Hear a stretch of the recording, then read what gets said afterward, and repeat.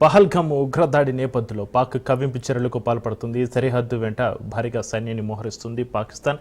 కాశ్మీర్ సరిహద్దుకు యుద్ధ విమానాలను తరలిస్తుంది. కరాచీ నుంచి లాహోర్, రావల్పిండికి యుద్ధ విమానాలు తరలించింది.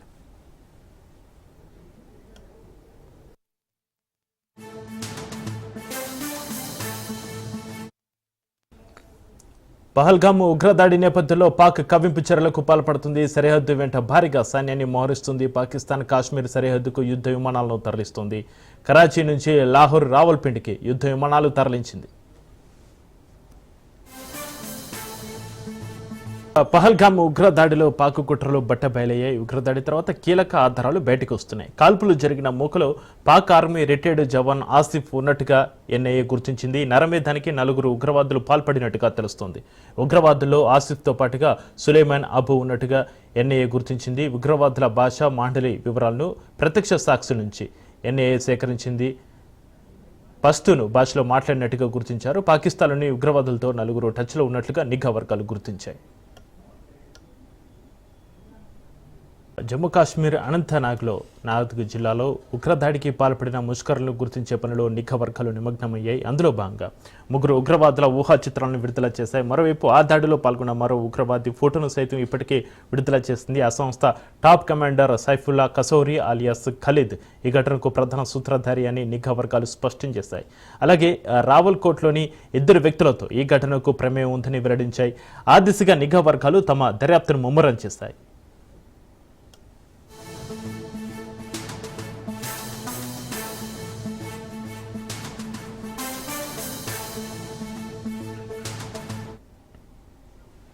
పాక్ ప్రేరేపిత ఉగ్రవాద సంస్థ లష్కరే తోయిబా డిప్యూటీ చీఫ్గా ఉన్న సైఫుల్లా కసూరిని పహల్గామ్ ఉగ్రదాడికి సూత్రధారిగా భారత నిఘా వర్గాలు గుర్తించాయి. ఇతడిని సైఫుల్లా కసూరి అలియాస్ సైఫుల్లా ఖలీద్ అలియాస్ సైఫుల్లా సాజిద్ జాట్గా కూడా పిలుస్తారు. ఇతడు పాకిస్తాన్లోని పంజాబ్ ప్రావిన్స్లో ఉన్న కసూర్ జిల్లాకు చెందినవాడు. ఇతడికి సుమారు 45 ఏళ్ల వయసు ఉంటుందని అంచనా. కాశ్మీరీ మహిళను వివాహం చేసుకున్నాడని నిఘా వర్గాలు చెబుతున్నాయి. ఉగ్రవాదం, జిహాదీపై విస్తృతంగా ప్రసంగాలు చేసే సైఫుల్లాకు లగ్జరీ లైఫ్ అంటే ఎంతో ఇష్టం. ఇస్లామాబాద్లోని సంపన్న వర్గాలు నివసించే ఏరియాలో ఇతడిని పలు భవంతులు ఉన్నాయని ఇతనికి సమాచారం ఉన్నట్టుగా తెలుస్తుంది. ఇతడు భారీ భవంతులో ఉన్న కొన్ని వీడియోలు సైతం ఉన్నాయి. సైఫుల్లాకు మరో వ్యసనం లగ్జరీ కార్లు. ఇతడు ఇస్లామాబాద్లోని మసీదులకు 10ల సంఖ్యలో కార్ల కాన్వేలో వెళ్తూ ఉంటాడు. అందులో కోట్ల ఖరీదైన అమెరికా, యూరోప్ దిగుమతి కార్లు ఉంటాయని కూడా తెలుస్తోంది.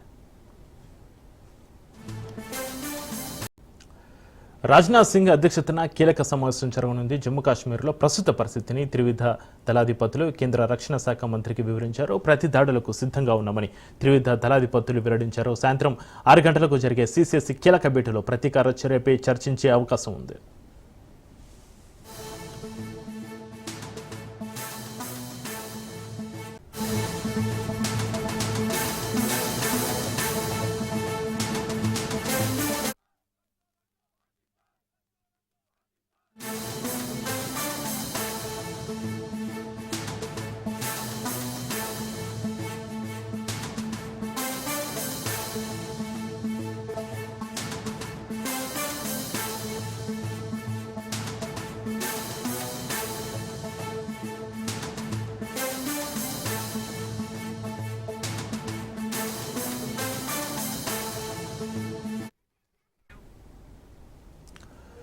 తెలంగాణ ఛత్తీస్గఢ్ సరిహద్దులో అలజడి రేగింది. ములుగు జిల్లాలోని కర్రేగుట్టలను 2000 మంది భద్రతా బలగాలు చుట్టుముట్టాయి. తెలంగాణ ఛత్తీస్గఢ్ సరిహద్దుల్లో కర్రేగుట్టలు విస్తరించి ఉన్నాయి. కర్రేగుట్టలో భారీగా మావోయిస్టులు ఉన్నారన్న సమాచారంతో ఆపరేషన్ చేపట్టారు.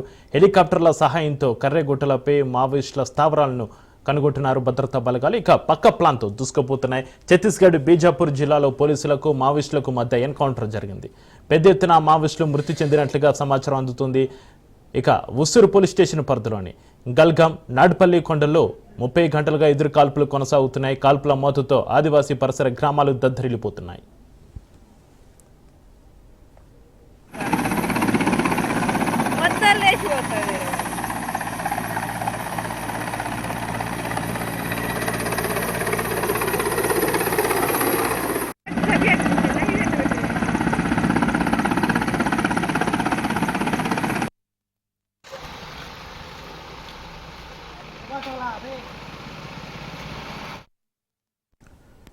ఇక తెలంగాణ ఛత్తీస్గఢ్ సరిహద్దులో అలజడికి సంబంధించి మరింత సమాచారాన్ని మరి ప్రతినిధి చంద్రశేఖర్ ఫోన్లలో అందిస్తారు. చంద్రశేఖర్, అసలు ఏం జరుగుతుంది?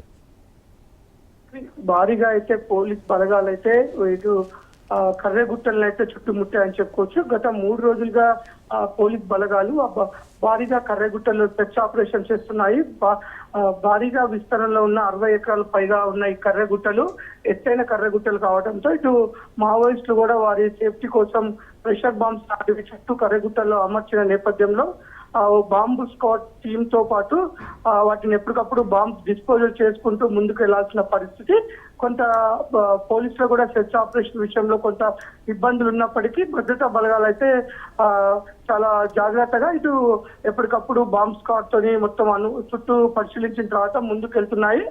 గత 3 రోజులుగా ఈ యొక్క సెర్చ్ ఆపరేషన్ లో పాల్గొంటున్న భద్రతా బలగాలకి ఇటు మంచినీరు, ఆహారాన్ని అందించడానికి ఇటు హెలికాప్టర్స్ కూడా అరేంజ్ చేశారు. ఎప్పటికప్పుడు హెలికాప్టర్స్ ద్వారా వారికి అవసరాలు కూడా ఇటు వాటర్ని కానీ ఇటు ఆహారాన్ని కానీ సప్లై చేస్తున్నారు. మొత్తానికైతే ములుగు జిల్లాలోని వెంకటాపురం, వాజేడు మండలాల్లోని దండకారణ్యం సరిహద్దు గ్రామాలన్నీ కూడా ఉద్రిక్త వాతావరణం అయితే చోటు చేసుకుంది. భారీగా పోలీసులు కదలికలతో ఇటు గ్రామస్తులు కూడా కొంత బిక్కుమంటున్న పరిస్థితి. ఎందుకంటే ఛత్తీస్గఢ్ ఈ కర్రెగుట్ట అడవుల్లో మావోయిస్టులు అధిక సంఖ్యలో ఇటు అగ్రనాయకత్వం మొత్తం కేంద్ర నాయకత్వం కానీ ఇటు ఛత్తీస్గఢ్ రాష్ట్ర నాయకత్వం ఇటు తెలంగాణ రాష్ట్ర అగ్ర నాయకులంతా కూడా ఈ కర్రెగుట్టలనే షెల్టర్ జోన్ గా చేసుకొని ఉన్నట్లుగా అయితే నిఘా వర్గాల సమాచారంతో పక్కా ప్రణాళికలతో అయితే ఇటు పోలీసులు ముందుకు వెళ్తున్నారు. అక్కడైతే మొత్తం ఉద్రిక్త వాతావరణం అయితే చోటు చేసుకుంది. మొదటగా 2000 పైగా పోలీసులు ఈ కార్యక్రమంలో పాల్గొన్నప్పటికీ ఇప్పుడు ఆ సంఖ్య పెరిగిందని చెప్పుకోవచ్చు. 3000 నుంచి 4000 మంది పోలీసులు అయితే ఇటు కర్రెగుట్టల్లో సెర్చ్ ఆపరేషన్ చేస్తున్నారు. సెర్చ్ ఆపరేషన్ చేస్తూ భారీగా అయితే కాల్పులు కూడా జరుగుతున్నాయి. చుట్టుపక్కల గ్రామస్తులు ఆ కాల్పుల శబ్దానికి చాలా భయాందోళనకు గురవుతున్నారు. ప్రస్తుతానికి పోలీసులు అయితే ఎలాంటి సమాచారాన్ని మనకు బయటకు తెలవనివ్వడం లేదు. ఇవాళ ఉదయం కూడా బస్తర్ ఐజీ సుందరరాజన్ కూడా కర్రెగుట్టల్లోకి వచ్చినట్టుగా మనకు తెలుస్తుంది. అక్కడ అతను భద్రతా దళాలకి కొంచెం సమాచారాన్ని ఇచ్చి భద్రతా దళాలు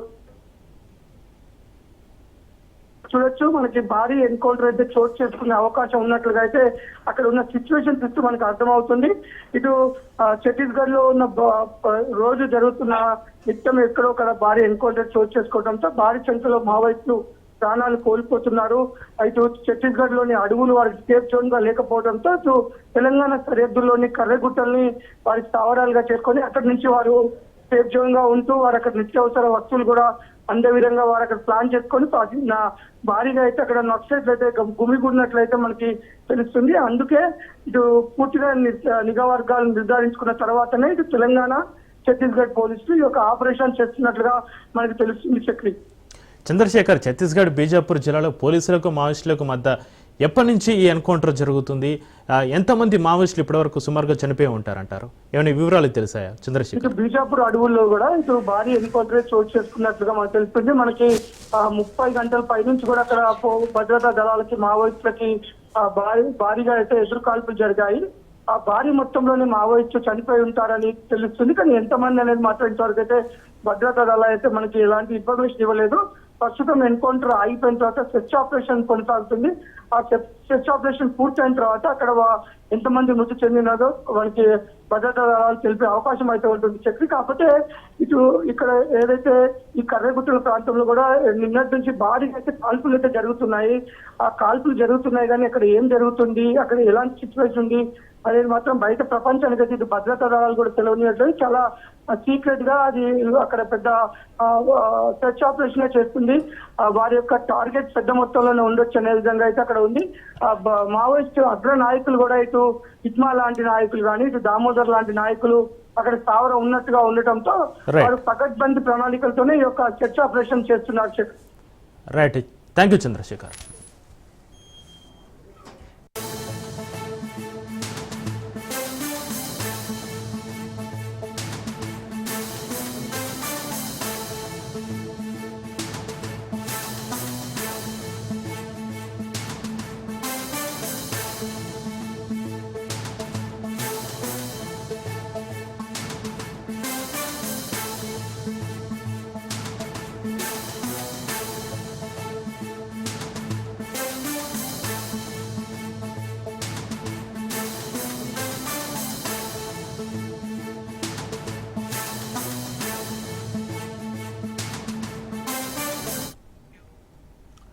మరో బ్రేకింగ్ న్యూస్ చూస్తున్నాం. సోషల్ మీడియా వేదికగా కేశినేని బ్రదర్స్ వార్ కొనసాగుతుంది.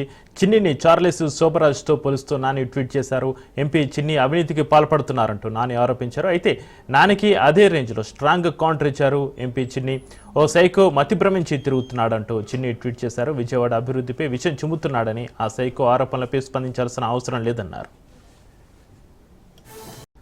నిజామాబాద్ జిల్లాలో ఎండలు మండిపోతున్నాయి. బానుడి బగబగలకు జిల్లా వాసులు అల్లాడిపోతున్నారు. గత వారం రోజులుగా జిల్లాలో 40కి పైగా ఉష్ణోగ్రతలు నమోదవుతున్నాయి. ముఖ్యంగా వేడిగాలులు ఉక్కపోత నగర వాసులను ఇబ్బందులకు గురిచేస్తున్నాయి. మరోవైపు మధ్యాహ్నం సమయంలో బయటికి రావద్దని వైద్యులు సూచిస్తున్నారు. జిల్లాలో ఎండలకు సంబంధించి మరింత సమాచారాన్ని మా ప్రతినిధి కిషోర్ అందిస్తారు. నిజామాబాద్ జిల్లాలో ఎండలు మండిపోతున్నాయి. బానుడి బగబగలకు జిల్లా వాసులు అల్లాడిపోతున్నట్టు కూడా తెలుస్తుంది. ప్రస్తుతం మనం నిజామాబాద్ నగరంలోని ఎన్టీఆర్ చౌరస్తా వద్ద ఉన్నాం. చౌరస్తా వద్ద చూసినట్లయితే చాలా మంది కూడా ప్రతిరోజు రద్దీగా ఉండే రోడ్డు కూడా కొంత తక్కువ ట్రాఫిక్ కనిపిస్తున్నట్టు కూడా తెలుస్తుంది. బైక్లపై బయటకు రావాలంటేనే జిల్లా వాసులు నగర వాసులు ఇబ్బందులకు గురవుతున్న పరిస్థితి మాత్రం కనిపిస్తుంది. గత 3 రోజులుగా చూసినట్లయితే 3 రోజులుగా జిల్లాలో 40 డిగ్రీల పైన ఉష్ణోగ్రత నమోదవుతున్నట్టు కూడా తెలుస్తుంది. ప్రస్తుతం ఈ రోజు 42 డిగ్రీల ఉష్ణోగ్రతలు ఉన్నట్టు కూడా తెలుస్తుంది. రానున్న 3 రోజుల్లో 45 డిగ్రీల అవకాశం ఉన్నట్లు వాతావరణ శాఖ అధికారులు చెబుతున్నారు. అయితే గతంలో చూసుకున్నట్లయితే 2008లో 46 డిగ్రీల అత్యధిక ఉష్ణోగ్రతలు జిల్లాలో నమోదైనట్టు కూడా తెలుస్తుంది. అయితే అనంతర కాలంలో 45-46 డిగ్రీల ఉష్ణోగ్రతలు నమోదవుతూనే ఉన్నాయి. అయితే ఈ సంవత్సరం చూసుకున్నట్లయితే అకాల వర్షాలు అలాగే పలు చోట్ల వాతావరణ పరిస్థితుల నేపథ్యంలో మొన్నటి వరకు చల్లగా ఉన్నప్పటికీ కూడా గత వారం రోజులుగా చూసినట్లయితే జిల్లాలో మాత్రం భారీగా ఉష్ణోగ్రతలు పెరిగినాయి. వేడిగాలు రావడం వల్ల ఇబ్బందులకు గురవుతున్న పరిస్థితి మాత్రం కనిపిస్తుంది. జిల్లా వాసులందరూ కూడా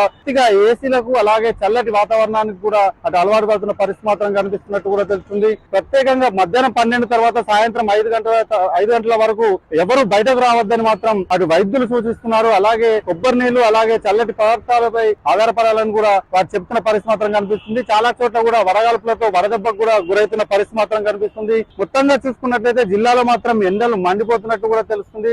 బానుడి భగవాలకు మాత్రం జిల్లా వాసులు అల్లాడిపోతున్నారు. ముఖ్యంగా నగర వాసులు చాలా వరకు ఇబ్బందులకు గురవుతున్న పరిస్థితి మాత్రం కనిపిస్తుంది. ప్రధానంగా వృద్ధులు అలాగే చిన్నపిల్లలు మధ్యాహ్నం సమయంలో బయటకు రావద్దని మాత్రం వైద్యులు సూచిస్తున్న పరిస్థితి మాత్రం కనిపిస్తుంది. అయితే ప్రత్యేకంగా ఈ రోజు మాత్రం 42 డిగ్రీల ఉష్ణోగ్రతలు ఉన్నాయి. రానున్న 3-4 రోజుల్లో 45 డిగ్రీల ఉష్ణోగ్రతలు నమోదయ్యే అవకాశం ఉన్నట్టు కూడా వాతావరణ శాఖ అధికారులు చెబుతున్నారు. మొత్తంగా ఎండవేవి మీద అన్ని రకాల చర్యలు చేపట్టాలి, అటు వైద్యులు సూచించినట్టు పలు జాగ్రత్తలు చేపట్టాలని మాత్రం వైద్యులు చెప్తున్నారు.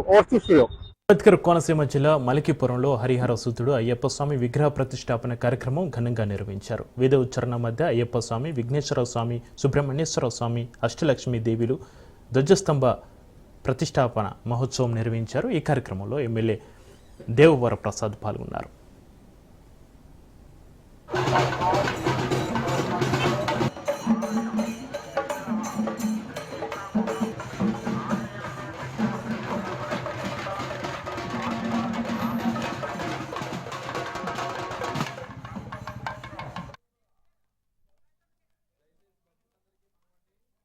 సుతుడు అయ్యప్ప స్వామి విగ్రహ ప్రతిష్టాపన కార్యక్రమం ఘనంగా నిర్వహించారు. వేద ఉచ్చారణ మధ్య అయ్యప్ప స్వామి, విఘ్నేశ్వర స్వామి, సుబ్రహ్మణ్యేశ్వర స్వామి, అష్టలక్ష్మి దేవిలు ధ్వజస్తంభ ప్రతిష్ట మహోత్సవం నిర్వహించారు. ఈ కార్యక్రమంలో ఎమ్మెల్యే దేవవర ప్రసాద్ పాల్గొన్నారు.